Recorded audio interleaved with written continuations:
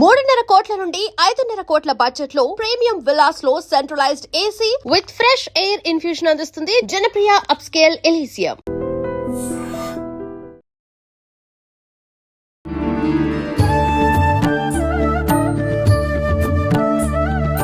నమస్కారం, welcome to I dream. ధర్మ మార్గం విత్ విజిత కార్యక్రమానికి స్వాగతం. ప్రస్తుతం మనతో పాటు ఉన్నారు ప్రముఖ ఆధ్యాత్మికవేత్త, జ్యోతిష్య పండితులు సుభాష్ శర్మ గారు. ఇప్పుడు గురుగారితో మాట్లాడదాం. నమస్కారం గురుగారు. శ్రీమాత్రి నమస్తే. మనకి శ్రావణ మాసం అంటేనే ఎక్కువగా గుర్తొచ్చేది లక్ష్మీ అమ్మవారి ఆరాధనలు. ఎలాగూ మంగళగౌరి వ్రతం అని, వరలక్ష్మి వ్రతం అని చేస్తూ ఉంటాము. కానీ మాసం అంతా అమ్మవారి అనుగ్రహం కోసం మేము ఏదైనా చెయ్యాలి, పూజా విధానం అనుకున్న వాళ్ళకి ఏదైనా విధానం గురించి వివరించండి. తప్పకుండా అండి. ముందుగా వీక్షిస్తున్న ప్రేక్షకులందరికీ శ్రీమాత్రే నమః, శ్రీ గురుభ్యో నమః. యాదేవి సర్వభూతేషు మాతృరూపేణ సంస్థిత నమస్తస్సై నమస్తస్సై నమస్తస్సై నమో నమః. లక్ష్మీ కటాక్షం అనేటటువంటి శ్రావణ మాసంలో పొందడం చాలా సులభమైనటువంటి మార్గం శ్రావణ మాసంలో ఉంది. అది సనాతన ధర్మంలో, శాస్త్రం నందు, వేదమునందు చాలామంది ఎంతోమంది ఆచరణ చేసి ఎన్నో సిరి సంపదలు పొందినటువంటి మార్గాలు ఈ శ్రావణ మాసంలో ఏర్పడ్డాయి. అందులో ఒక మార్గమే కమలాత్మిక పూజ అనేటటువంటిది ఒకటి ఉంటుంది. కమలాత్మిక అమ్మవారి యొక్క పూజను గనక ఎవరైతే ఈ శ్రావణ మాసంలో ఆచరిస్తారో ఆ తల్లి యొక్క అనుగ్రహము తొందరగా కలిగి ఏమవుతుంది అంటే దారిద్ర్యంలో ఉన్నటువంటి వాడు కూడా అపర కుబేరుడు కావడానికి ఈ కమలాత్మిక అమ్మవారి యొక్క పూజా విధానం చాలా ప్రత్యేకమైనటువంటిది. ఈ కమలాత్మిక అమ్మవారి యొక్క పూజా విధానం దక్షిణాచారంలో చేసుకోవాలి. దక్షిణాచారం అంటే అమ్మవారికి ప్రతిరోజు 11 కమలాలు సమర్పించాలి. అలా అంటే ఇది 4 వారాలు చేసుకోవచ్చు, నెలవారీగా చేసుకోవచ్చు, మామూలుగా 15 రోజులైనా కూడా చేసుకోవచ్చు.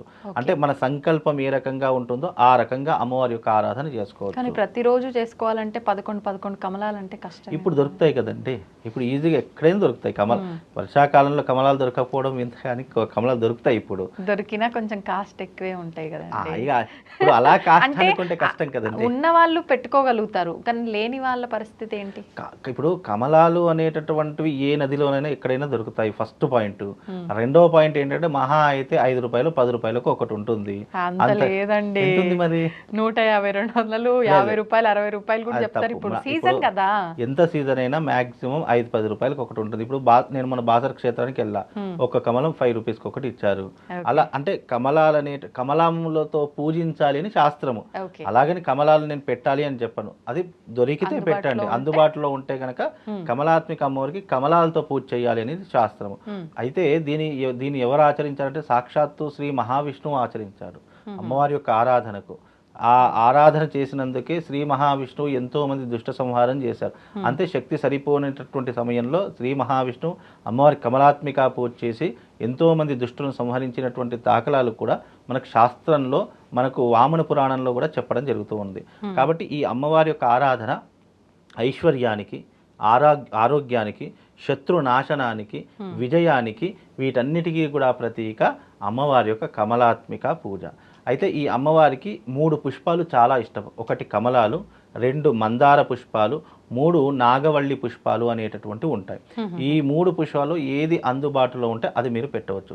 లేదు అని అంటే కనుక అమ్మవారికి ఇంకా ప్రీతికరమైన ఉమ్మెత్త పూలు ఉంటాయి. ఉమ్మెత్త పూలు కూడా అమ్మవారికి చాలా ప్రీతికరము. అలాగే శివనాగ పుష్పాలు అని చెప్పేసి చాలా మట్టుకు ఉంటూ ఉంటాయి. వైట్ కలర్ శివనాగ పుష్పాలు అనేటటువంటివి ఎలా ఉంటాయంటే అవి దాని లోపల శివలింగం ఉంటుంది. శివనాగ పుష్పాల్లో చిన్న శివలింగం ఉంటుంది. అది మామూలుగా మన దగ్గర దొరకడం చాలా కష్టం. అవి కేరళ లాంటి ప్రాంతాల్లో మీకు కనిపిస్తూ ఉంటాయి. అలా ఈ పుష్పాలు ఇలా చెప్పుకుంటూ అమ్మవారికి ప్రీతికరమైన పుష్పాలు చాలా ఉన్నాయి. ఇందులో అందుబాటులో ఉండేటట్టు కమలాలు ఉంటూ ఉంటాయి, మనకు ఉమ్మెత్త పువ్వులు ఉంటూ ఉంటాయి. కాబట్టి మీకు ఏది అనుకూలంగా ఉంటే ఆ పువ్వులతో మనం పూజ చేస్తే, అలాగే మందార పుష్పాలు ఇవి కూడా అందుబాటులో ఉంటాయి. ఇది శివనాగ పుష్పము అనేటటువంటి చాలా ప్రతీక. కాబట్టి ఈ పుష్పాలతో అమ్మవారిని పూజించాలి. ఎక్కడైతే పూజ చేసేటటువంటి ప్రదేశం ఉందో తప్పకుండా గోమయం, గోపంచితంతో అలికి ముగ్గు వేసి అక్కడ ఒక మండపం ఏర్పాటు చేసుకోవాలి. మామూలుగా మనము డెటాల్తో కడుగుతాము, నీళ్ళతో కడుగుతామంటే కుదరదు. ఎప్పుడైనా గుర్తుపెట్టుకోండి, ఏ పూజ చేసినా, ఏ వ్రతం ఆచరించినా అక్కడ గోమయం గోపంచితం లేకుండా మనం పూజ చేయకూడదు.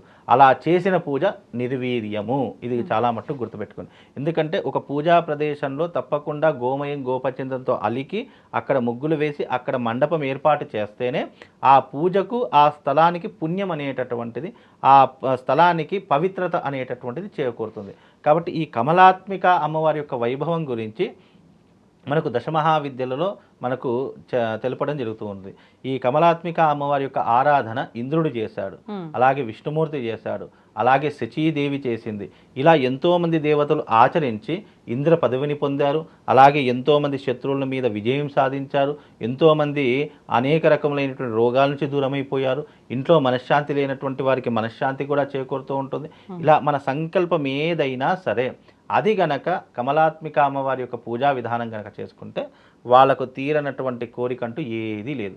ఈజీగా అంటే ఈ శ్రావణ మాసంలో సులువుగా చేసుకోవాలి, ఈజీగా మనకు తొందరగా మనకు అమ్మవారి యొక్క అనుగ్రహం కలగాలంటే కమలాత్మిక అమ్మవారి యొక్క పూజ చాలా వైశిష్టమైనటువంటిది. ఇప్పుడు చాలా వరకు మనం ఏ పూజ చేసినా, నిత్య పూజ అయినా, ఏ విశేషమైన పూజ అయినా బ్రాహ్మీ ముహూర్తంలో అంటారు.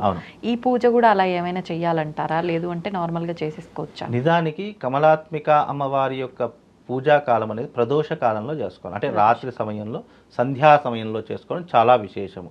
ఈ అమ్మవారు తాంత్రిక దేవతలు ఉత్కృష్టమైనటువంటి తల్లి. అయితే ఈ అమ్మవారికి సవ్య అపసవ్య మార్గస్థ సర్వోపద్ర నివారిణి అని లలితా సహస్రనామాల్లో వస్తుంది. అంటే అమ్మవారికి సవ్యంగా పూజలు ఉన్నాయి, అపసవ్యంగా పూజలు ఉన్నాయి. అపసవ్యంగా అంటే అది తాంత్రిక విధానంలో వామాచార పద్ధతిలో వస్తుంది. అలాగే ఈ యొక్క తాంత్రిక విధానంలో మనం మామూలుగా దక్షిణాచారంలో చేసుకోవడం చాలా, అంటే ఇంట్లో చేసుకునే వాళ్ళు, దేవాలయాలలో చేసుకునే వాళ్ళు ఈ రకమైనటువంటి విధానాన్ని పాటిస్తారు. అమ్మవారికి చక్కగా ఒక యంత్రం ఉంటుంది. ఆ యంత్రం అనేటటువంటిది అమ్మవారి ముందర వేసి మామూలుగా చేతితో వేసేటటువంటి అష్టదళ పద్మం కావని, లేదు అంటే శ్రీయంత్రం కానీ, అంటే 4 ద్వారాల ద్వారా వేసే శ్రీయంత్రం కానీ వేసి అమ్మవారికి పూజాది క్రతువులు ఆచరణ చేసుకోవాలి. అలాగే అమ్మవారికి సంబంధించినటువంటి చిన్న యంత్రం దొరుకుతుంది, అది పర్సులో పెట్టుకునేటటువంటి యంత్రం. ఆ యంత్రాన్ని కూడా పెట్టుకొని పూజ చేయడం ద్వారా ఇంట్లో అష్టలక్ష్ములు సిద్ధిస్తాయి అనేటటువంటిది శాస్త్రవచనం. ఈ రకమైనటువంటి పద్ధతి ఇంకా చాలా మట్టుకు అమ్మవారి యొక్క వైభవం చెప్పడం జరిగింది. మామూలుగా ఇంట్లో మనం వ్రతంలాగా చేసుకోవాలి అంటే ఈ కమలాత్మిక అమ్మవారి యొక్క ఆరాధన చేసుకోవడం, కలశ స్థాపన చేసుకోవాలి, దీపారాధన చేసుకోవాలి, గణపతి గౌరీదేవిని ఆరాధన చేసుకోవాలి, నవగ్రహాలను ఆరాధన చేసుకోవాలి. కమలాత్మిక అమ్మవారి యొక్క చిత్రపటం దొరుకుతుంది, దొరికితే గనక మీరు పెట్టుకోండి. దొరకకపోయినా కలశం పెట్టి పూజ చేసినా కూడా విశేషమైనటువంటి పుణ్య ఫలితాలు కలుగుతాయి. అలాగే మనం ప్రతి ఒక్కదానికి ధూప దీప నైవేద్యాలు ఏ రకంగా ఇది పెడతామో అదే రకంగా అమ్మవారికి ధూపదీప నైవేద్యాలు పెట్టాలి. అమ్మవారికి ఇష్టమైనటువంటి నైవేద్యం ఏంటి అంటే గనక పరమాన్నము, పాయసాన్నము, అలాగే మనము ఈ గుమ్మడికాయతో చేసేటటువంటి పాయసం ఉంటుంది, ఆ పాయసం కూడా చేస్తే చాలా విశేషమైనటువంటి పుణ్య ఫలితాలు కలుగుతాయమ్మా. ధన్యవాదాలండి. And for more videos, please subscribe to iDream. Please subscribe to iDream. Please subscribe iDream. And please subscribe to iDream. For more videos, subscribe to iDream. please like, share and subscribe to the channel. Congratulations, iDream. Subscribe to iDream. Subscribe to iDream. So subscribe to iDream Media. iDream ki iDream team andarki huge congratulations. Please subscribe iDream Media. Please subscribe to iDream. Subscribe iDream. Please subscribe to iDream. iDream అంటే నా కళల ఛానల్ను subscribe చేసుకున్న నోరు తిరుగుతలేదు, మీరైతే గంట గుర్తు కొట్టండి. For more such videos, please subscribe to iDream. Subscribe to iDream. Please subscribe to iDream. Please subscribe iDream Media. Please do subscribe to iDream. Please subscribe to iDream Media. For best entertainment and information, please subscribe iDream. And don't forget to subscribe to iDream.